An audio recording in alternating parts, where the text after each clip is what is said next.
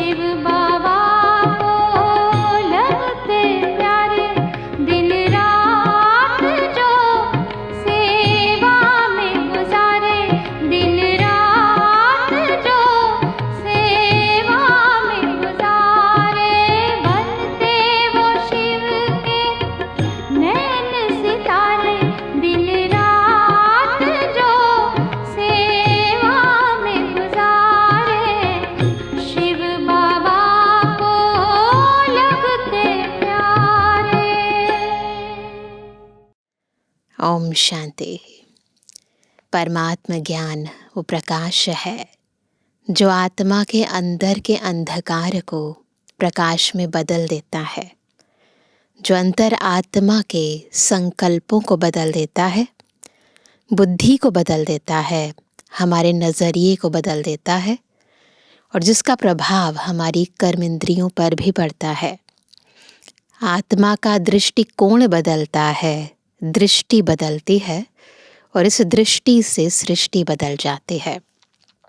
क्योंकि बाबा हमें ज्ञान युक्त नज़रिया देते हैं। हर एक आत्मा को, हर परिस्थिति को देखने का एक ईश्वरीय नज़रिया देते हैं, जिस नज़रिए से इस संपूर्ण सृष्टि के अंदर जितने भी नज़ारे हैं उनमें भी परिवर्तन आ जाता है।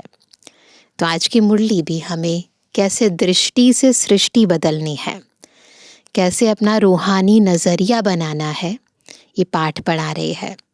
ध्यान से सुनेंगे प्यारे बाबा के मधुर महावाक्य। आज है 12 अगस्त 2025। बाबा के महावाक्य हैं, मीठे बच्चे, तुम्हें सर्विस की बहुत उछल आनी चाहिए। ज्ञान और योग है तो दूसरों को भी सिखाओ, सर्विस की वृद्धि करो। प्रश्न है, सर्विस में उछल न आने का कारण क्या है? किस विघ्न के कारण उछल नहीं आती? उत्तर है, सबसे बड़ा विघ्न है क्रिमिनल आई। यह बीमारी सर्विस में उछलने नहीं देती। यह बहुत कड़ी बीमारी है। अगर क्रिमिनल आई ठंडी नहीं हुई है, गृहस्थ व्यवहार में दोनों पहिए ठीक नहीं चलते, तो गृहस्थी का बोझ हो जाता। फिर हल्के हो, सर्विस में उछल नहीं सकते। क्योंकि सर्विस में अगर उछलना है तो आत्मा को अंदर से हल्का होना पड़ेगा, और जब तक आत्मा के अंदर व्यर्थ का बोझ है, नकारात्मक वृत्तियों का बोझ है, तो आत्मा उछल नहीं सकती। इसलिए बाबा चाहते हैं कि हम अपने नज़ारों को बदलने के लिए नज़रिए को बदलें, अपनी आँखों को क्रिमिनल से सिविल बनाएं, ईश्वरीय दृष्टिकोण से प्रत्येक आत्मा को देखें। आज का गीत है जाग सजनिया जाग, नवयुग आया।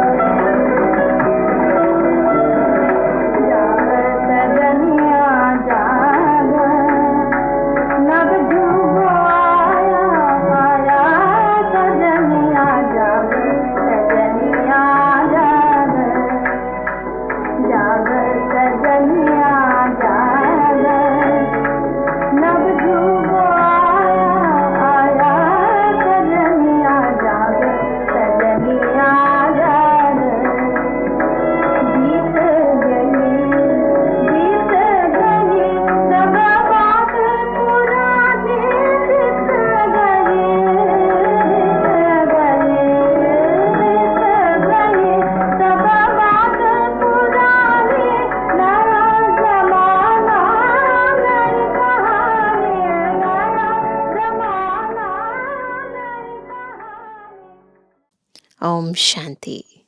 मीठे मीठे बच्चों ने यह गीत सुना। ऐसे ऐसे 2-4 अच्छे गीत हैं, वह सभी के पास होने चाहिए या टेप में भरने चाहिए। पहले तो फिल्मी गीतों में ही बाबा कैसे हमें उसे ज्ञान युक्त नज़रिया देकर समझना है वो सिखाते थे, परंतु अभी तो इतने सारे बाबा के गीत हैं और सबके पास हैं, अब यह तो गीत मनुष्यों का बनाया हुआ कहेंगे, ड्रामानुसार टच किया हुआ है, जो फिर बच्चों को काम में आ जाता है। ऐसे ऐसे गीत बच्चों को सुनने से नशा चढ़ता है। बच्चों को तो नशा चढ़ा रहना चाहिए कि अभी हम नई राजाई स्थापन कर रहे हैं, रावण से ले रहे हैं, है ना। ऐसा नहीं है कोई नए सिर आत्माएं आ रही हैं, परंतु वो आत्माएं जो विकारों के वशीभूत हो गई हैं, बाबा उन्हें निर्विकारी बना रहे हैं। जैसे कोई लड़ते हैं तो ख्याल रहता है ना, इनकी राजाई हप कर ले में, इनका गांव हम अपने हाथ करें। अब वह सब हद के लिए लड़ते हैं। पुराने ज़माने में एक राजा दूसरे राजा पर अटैक करता था और उसके फिर सारे के सारे गांवों को या शहरों को हड़प लेता था। तो पहले तो ऐसे युद्ध होता था, तब जाकर वो राजाई विस्तार को प्राप्त होती थी। बाबा कहते हैं तुम बच्चों की लड़ाई है माया से, जिसका सिवाय तुम ब्राह्मणों के और कोई को पता नहीं। तुम जानते हो हमको इस विश्व पर गुप्त रीति राज्य स्थापन करना है अथवा बाप से वर्षा लेना है। इसको वास्तव में लड़ाई भी नहीं कहेंगे। ड्रामानुसार तुम जो सतोप्रधान से तमोप्रधान बने हो, सो फिर सतोप्रधान बनना है। तुम अपने जन्मों को नहीं जानते हो। अभी बाप ने समझाया है और जो भी धर्म है उनको यह नॉलेज मिलने की है नहीं। बाप तुम बच्चों को ही बैठ समझाते हैं। गाया भी जाता है, धर्म में ही ताकत है। बाबा कहते हैं भारतवासियों को यह पता नहीं है कि हमारा धर्म क्या है। क्योंकि कौन से धर्म में ताकत है, कहते हैं ना रिलीजन इज माइट, परंतु कौन सा वो धर्म है जो इतना ताकतवर है? वो है आदि सनातन देवी देवता धर्म। तो बाबा कहते हैं भारतवासियों को यह पता नहीं है कि हमारा धर्म क्या है। तुमको बाप द्वारा पता पड़ा है कि हमारा आदि सनातन देवी देवता धर्म है। बाप आकर फिर तुमको उस धर्म में ट्रांसफ़र करते हैं। तुम जानते हो हमारा धर्म कितना सुख देने वाला है। तुमको कोई से लड़ाई आदि नहीं करनी है। तुमको तो अपने स्वधर्म में टिकना है और बाप को याद करना है। क्या करना है? स्वधर्म में टिकना है, बाबा को याद करना है ना। कोई लड़ाई नहीं करनी है, किसी पर चढ़ाई नहीं करनी है ना। इसमें भी टाइम लगता है। ऐसे नहीं कि सिर्फ कहने से टिक जाते हैं। अंदर में यह स्मृति रहनी चाहिए, मैं आत्मा शांत स्वरूप हूँ। सभी टिक जाएंगे अपनी स्थिति में। मैं आत्मा शांत स्वरूप हूँ। हम आत्मा अभी तमो प्रधान पतित बनी है। हम आत्मा जब शांति धाम में थी तो पवित्र थी, याद करो। फिर पाठ बजाते बजाते तमो प्रधान बनी है।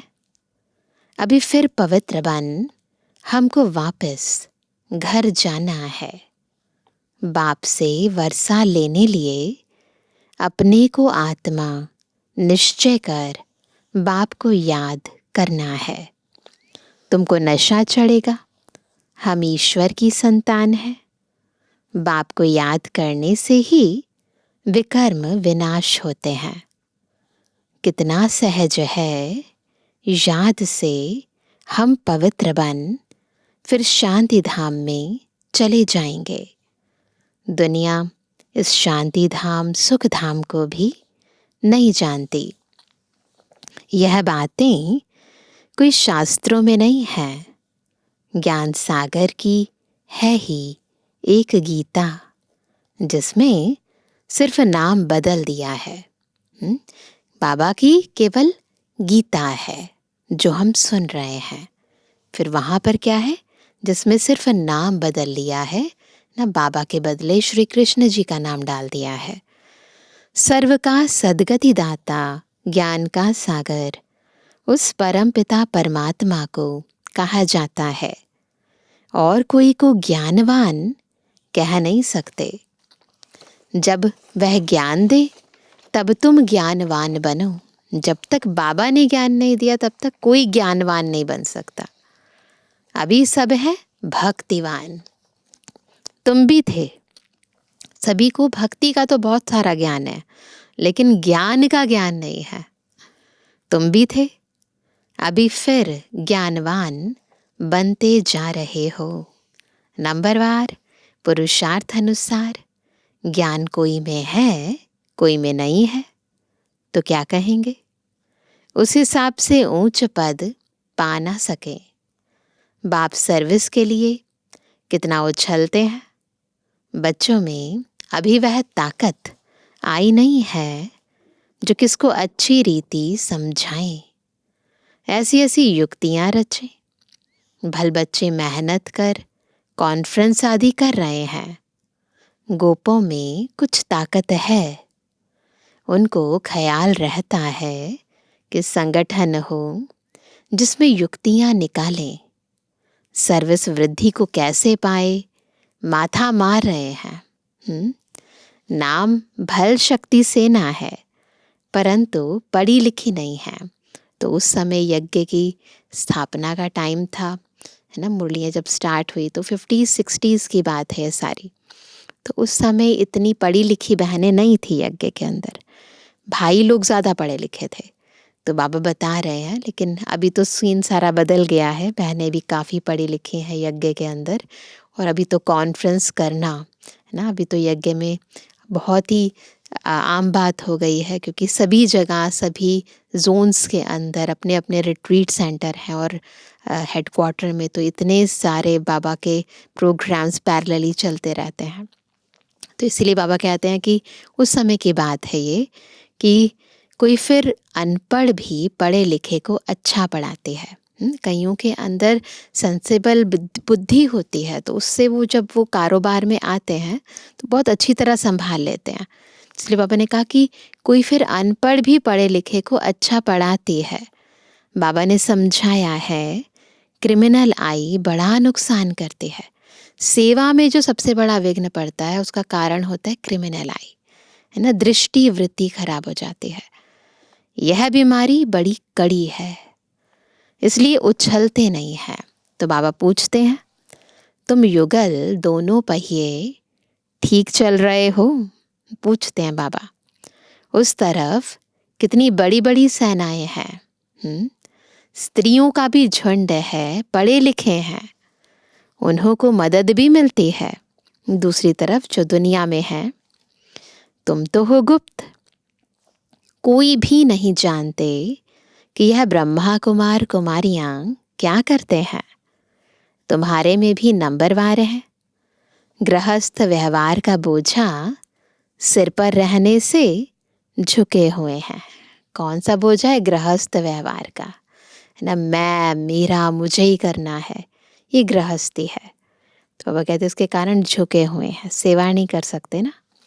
ब्रह्मा कुमार कुमारी कहलाते हैं, परंतु वह क्रिमिनल आई ठंडी नहीं होती है। दोनों पहिए एक जैसे हों बड़ा मुश्किल है। बाबा बच्चों को सर्विस उठाने के लिए समझाते रहते हैं। कोई धनवान है तो भी उछलते नहीं है, क्योंकि बुद्धि कारोबार में लगी रहती है। धन के भूखे हैं, बच्चा नहीं होगा तो भी गोद में लेते हैं ना, कौन देखेगा हमारे पीछे। उछल नहीं आती।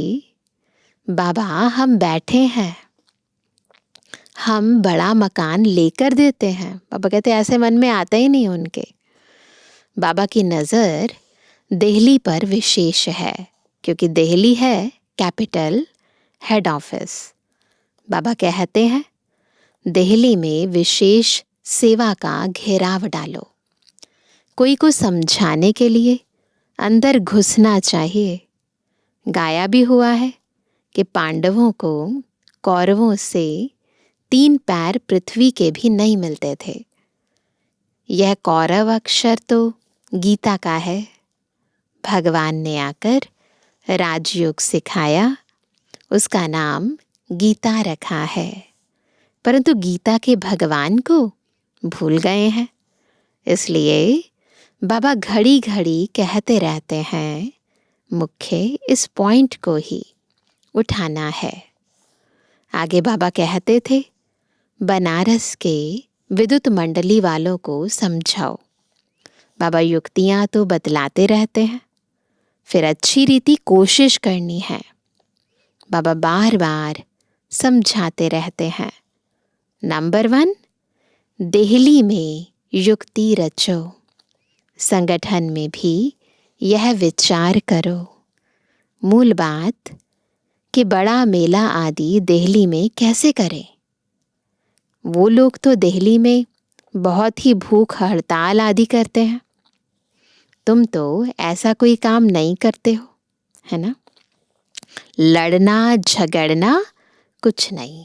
हम तो स्थापना के निमित्त है ना, तो लड़ना झगड़ना कुछ नहीं।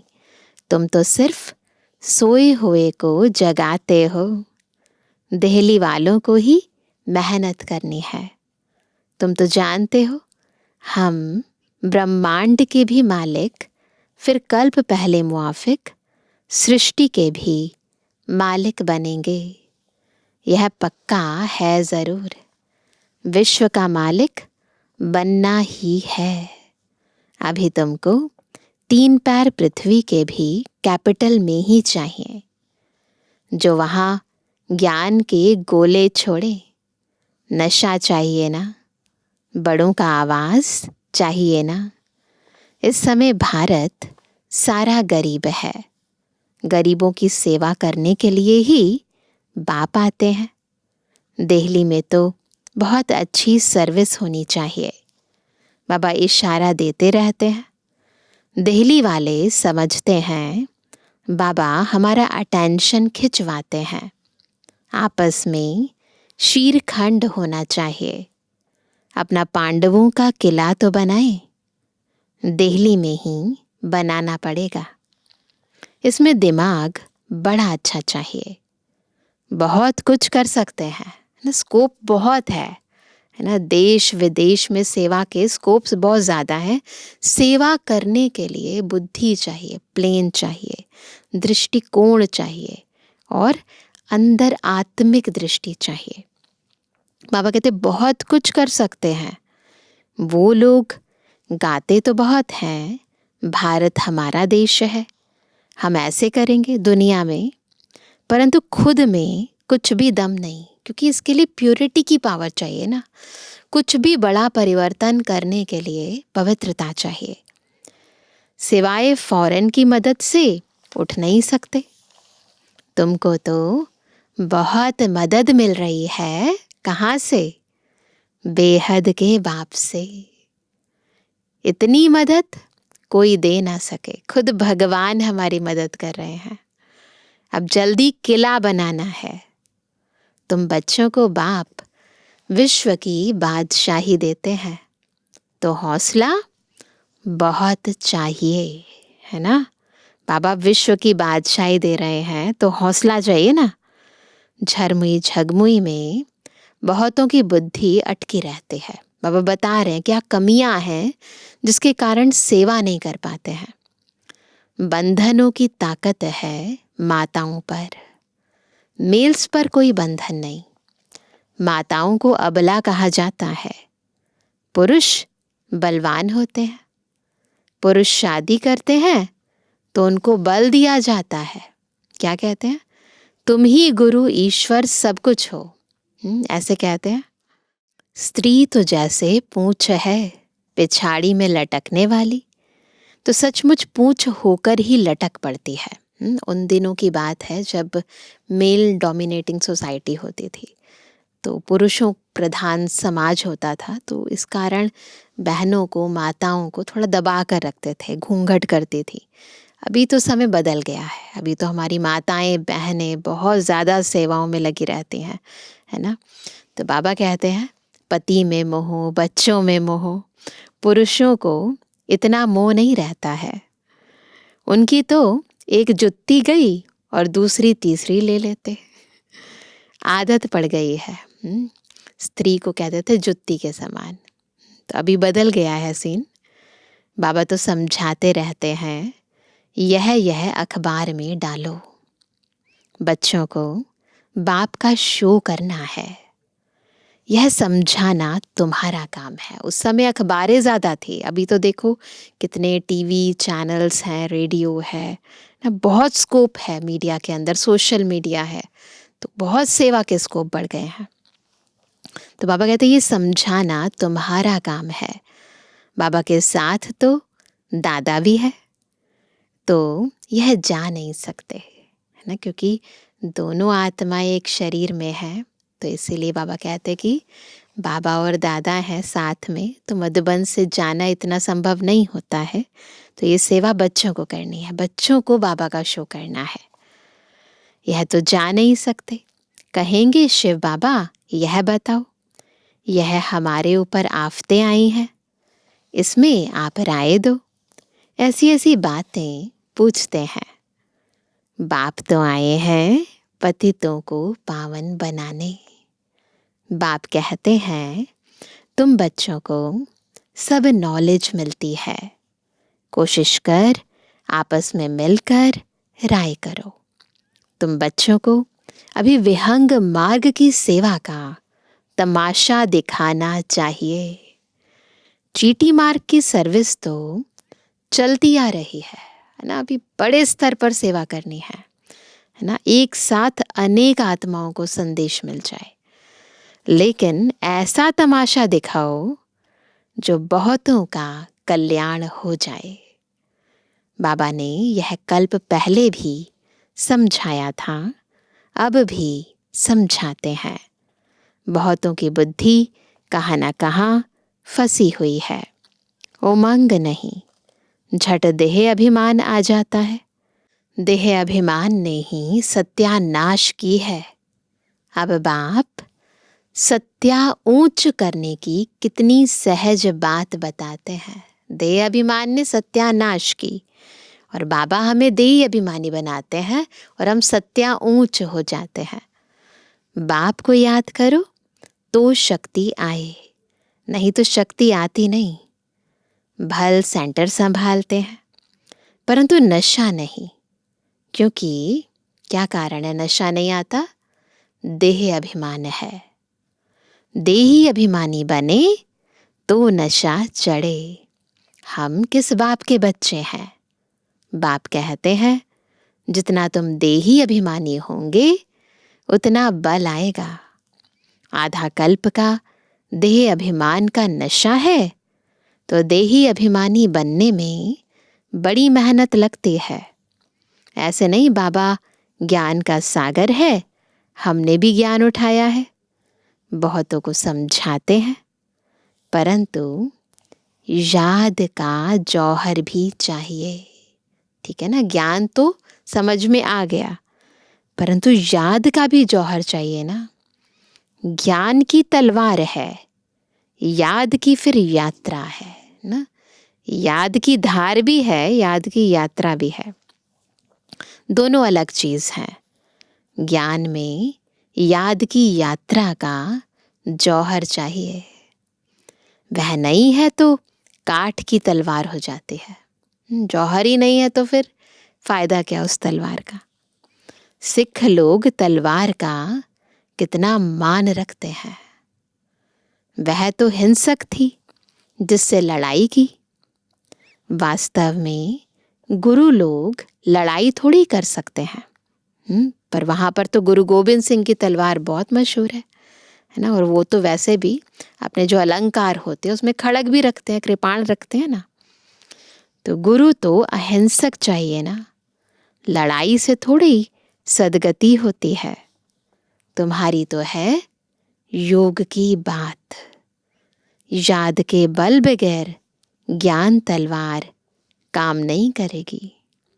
क्रिमिनल आई बड़ा नुकसान करने वाली है, आत्मा कानों से सुनती है।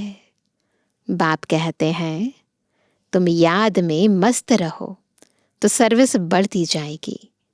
कभी कभी कहते हैं बाबा संबंधी सुनते नहीं हैं। बाबा कहते हैं याद की यात्रा में कच्चे हो, इसलिए ज्ञान तलवार काम नहीं करती है। याद की मेहनत करो, यह है गुप्त मेहनत। मुरली चलाना तो प्रत्यक्ष है, पता चलता है ना कि कौन कैसी चलाता है, लेकिन ये जो याद की मेहनत है ये बहुत गुप्त है। ये गुप्त मेहनत करनी है, चलते फिरते उठते बैठते बुद्धि योग ऊपर बाबा से लगा रहे। याद में ही गुप्त मेहनत है जिससे शक्ति मिलती है। ज्ञान से शक्ति नहीं मिलती। तुम पतित से पावन याद के बल से बनते हो। कमाई का ही पुरुषार्थ करना है। बच्चों को याद जब एक रस रहती है, अवस्था अच्छी है तो बहुत खुशी रहती है, और जब याद ठीक नहीं, किसी बात में घुटका खाते हैं तो खुशी गायब हो जाती है। क्या स्टूडेंट को टीचर याद नहीं पड़ता होगा? ये तो नेचुरल बात है ना। अगर हम किसी से ज्ञान ले रहे हैं तो टीचर की याद तो ऑटोमेटिकली आती है ना। यहाँ तो घर में रहते सब कुछ करते टीचर को याद करना है ना। ये तो सहज है ना। इस टीचर से तो बहुत बहुत ऊंच पद मिलता है। गृहस्थ व्यवहार में भी रहना है, टीचर की याद रहे तो भी बाप और गुरु याद जरूर आएंगे। तो बाबा कई बार कहते हैं बाप, टीचर, सतगुरु तीनों की याद रहनी चाहिए। कितने प्रकार से समझाते रहते हैं, परंतु घर में फिर धन दौलत बाल बच्चे आदि देख भूल जाते हैं। समझाते तो बहुत हैं, तुमको रूहानी सर्विस करनी है। बाप की याद ही है ऊंचते ऊंच सेवा। मनसा वाचा कर्मणा बुद्धि में बाप की याद रहे। मुख से भी ज्ञान की बातें सुनाओ। किसको दुख नहीं देना है, कोई अकर्तव्य नहीं करना है। पहली बात, अल्फ न समझने से और कुछ भी समझेंगे नहीं। पहले अल्फ समझना है, पहले अल्फ पक्का कराओ, तब तक आगे बढ़ना नहीं चाहिए। जब तक ये नहीं पता चले कि ज्ञान देने वाला कौन है ना, जब तक उसका महत्व नहीं पता, तब तक ज्ञान कितना भी सुनो ना तो उसका प्रभाव नहीं पड़ता है। शिव बाबांग राजयोग सिखलाकर विश्व का मालिक बनाते हैं। इस छीछी दुनिया में माया का शो बहुत है। कितना फैशन हो गया है। छीछी दुनिया से नफरत आनी चाहिए। एक बाप को याद करने से तुम्हारे विकर्म विनाश होंगे, पवित्र बन जाएंगे। टाइम वेस्ट नहीं करो, अच्छी रीति धारणा करो। माया दुश्मन बहुतों का अक्ल चट कर देती है। कमांडर गफलत करते हैं तो उनको डिसमिस भी करते हैं। खुद कमांडर को भी लज्जा आती है, फिर बाबा कहते फिर रिजाइन भी कर देते हैं। यहाँ भी ऐसे होता है। अच्छे अच्छे कमांडर्स कभी फाँ हो जाते हैं, इसलिए बहुत ध्यान रखना है। कदम कदम संभल संभल कर चलना है। अच्छा, अच्छा मीठे मीठे सीखे बेजोड़वानी बच्चों पिटुरवानी बाप दादा का दिल जान सको प्रेम से नंबरवार प्रसाद अनुसार यादगार और गुणवानी। रूहानी बच्चों की रूहानी बाप दादा को गुड मॉर्निंग, नमस्ते नमस्ते नमस्ते। धारणा के लिए मुख्य सार, पहला, याद की गुप्त मेहनत करनी है। याद की मस्ती में रहने से सर्विस स्वतः ही बढ़ती रहेगी। मनसा वाचा कर्मणा, याद में रहने का पुरुषार्थ करना है। दूसरा, मुख से ज्ञान की ही बातें सुनानी है। किसको दुख नहीं देना है, कोई भी अकर्तव्य नहीं करना है। देही अभिमानी बनने की मेहनत करनी है। वरदान है, लोहे समान आत्मा को पारस बनाने वाले मास्टर पारसनाथ भव। आप सब पारसनाथ बाप के बच्चे मास्टर पारसनाथ हो, तो कैसी भी लोहे समान आत्मा हो, लेकिन आपके संग से लोहा भी पारस बन जाए। यह लोहा है, ऐसा कभी नहीं सोचना। किसी की भी कमी कमजोरियों को देखकर, है ना, उनको ये सोचना कि ये तो नहीं चल सकता, ऐसे नहीं करना। पारस का काम ही है लोहे को पारस बनाना।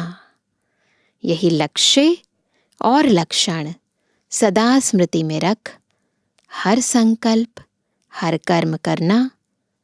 तब अनुभव होगा कि मुझ आत्मा के लाइट की किरणें अनेक आत्माओं को गोल्डन बनाने की शक्ति दे रही है। अपने आप अनुभव होगा, है ना। जो आत्माएं कमी है, उनमें कमजोरी है ना, जो कमज़ोर आत्माएं हैं उनको भी अपनी शक्ति से शक्तिवान बनाओ। बाबा कहते हैं ना, बस जैसे भगवान की महिमा है कि वो निर्बल को बलवान बनाता है, निर्धन को धनवान बनाता है, ऐसे बच्चों को भी अपनी आंतरिक शक्ति से आत्माओं को शक्तिशाली बनाना है। अपने अंतर की शांति से आत्माओं को भी शांत करना है।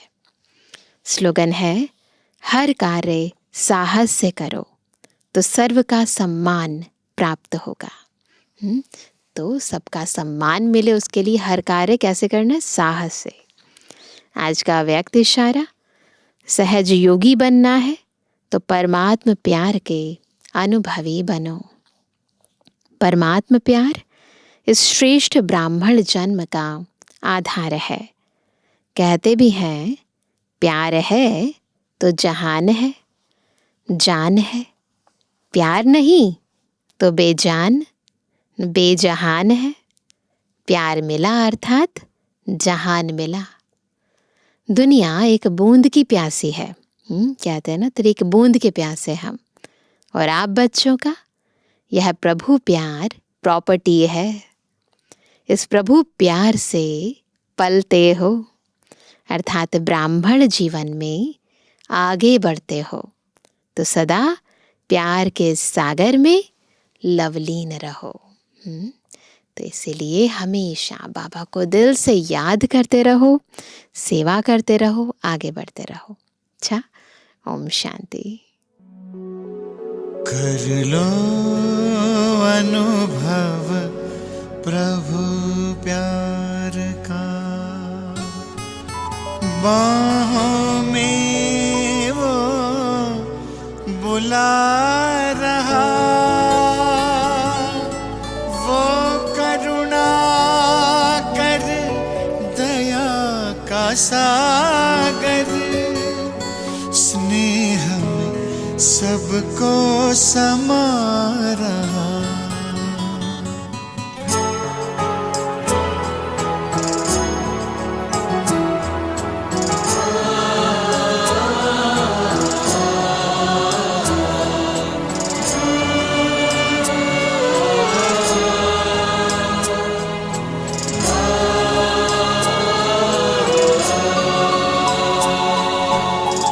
कर लो अनुभव प्रभु प्यार का, कर लो अनुभव प्रभु प्यार का। लो अनुभव प्रभु प्यार का। बाहों में वो बुला रहा, वो करुणा कर दया का सागर, स्नेह में सबको समा रहा, स्नेह में सबको समा रहा। आओ प्रभु शरण आओ,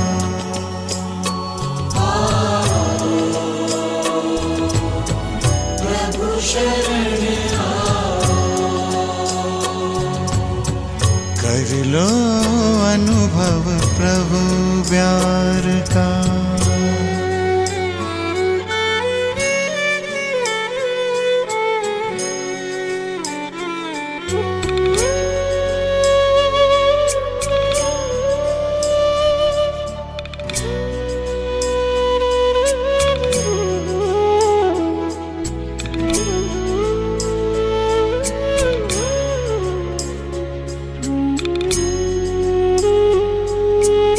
सुबह हुई जब आँख खुली तो कुछ घड़ियाँ कर प्रभु के नाम। सुबह हुई जब आँख खुली तो कुछ घड़ियाँ कर प्रभु के नाम। प्रभु किरण को हृदय में भर लो, कर लो आनंद दिव्य ललाम।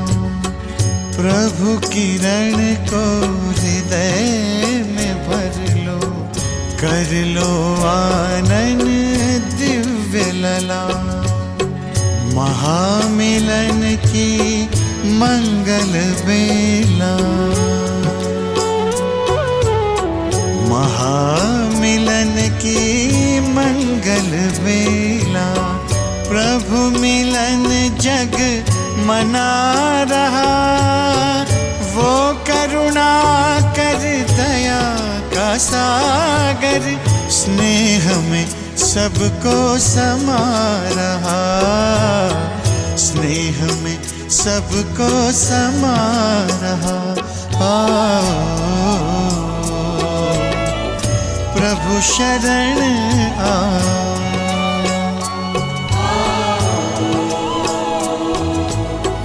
प्रभु शरण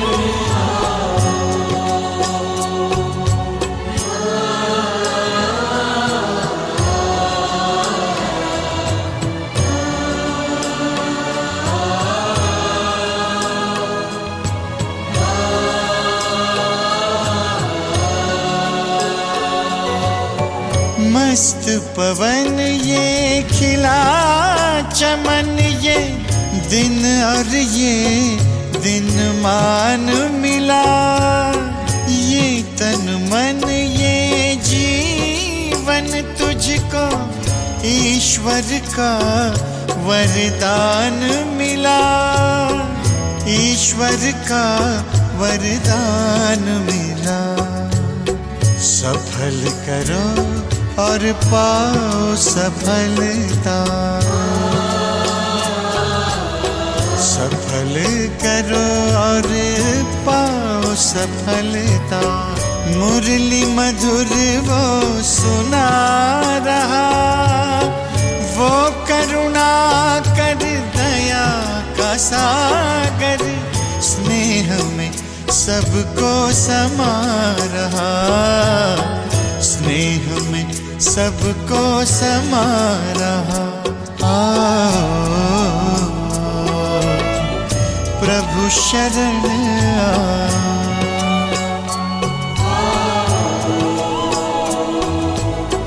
प्रभु शरण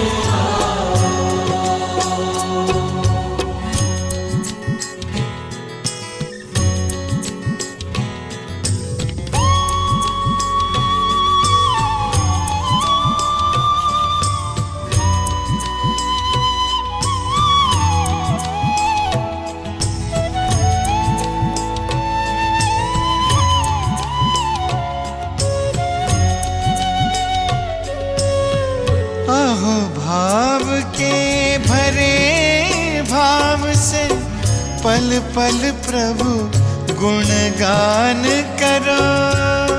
ध्यान धरो जो ध्यान है रखता, प्रभु कृपा का पान करो।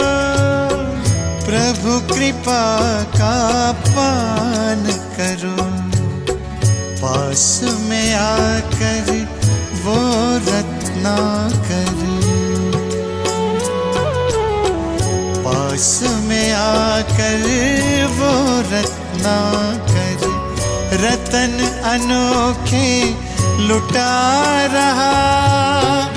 वो करुणा कर दया का सागर, स्नेह में सबको समा रहा।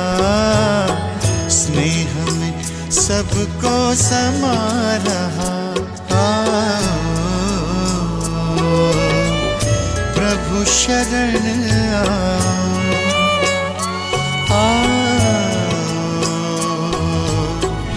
प्रभु शरण आओ।